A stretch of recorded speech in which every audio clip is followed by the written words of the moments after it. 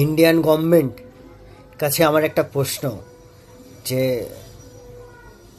আমি কোনো পার্টির সাপোর্টার হয়ে কিছু বলছি না, আমি একজন ইন্ডিয়ান হয়ে বলছি। যে সবাই বলে যে নরেন্দ্র মোদীর নাকি 56 ইঞ্চি সিনা, কিন্তু আজকে কোথায় গেল সেই সিনা?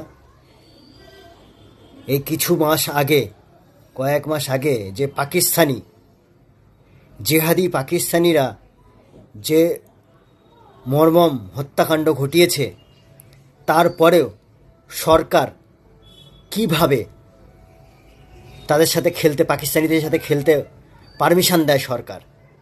আর বিসিসিআই তো পয়সার লোভে খেলছে, পয়সার লোভ, পয়সার জন্য তারা এইসব করছে।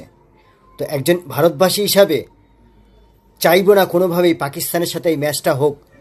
যারা এইভাবে আমাদের সাধারণ মানুষ এবং সেনাবাহিনীকে খুন করছে, যারা মারছে বর্ডারে, আমাদের সেনাবাহিনী তাহলে কী করলো? ঠিক না? সরকার শুধু সরকারের মতো ভোট নিয়ে চলে যাবে, এই করে দিলাম সেই করে দিলাম, এটা তো বললে চলবে না। সরকারের এটা স্টেপ নিতে হবে।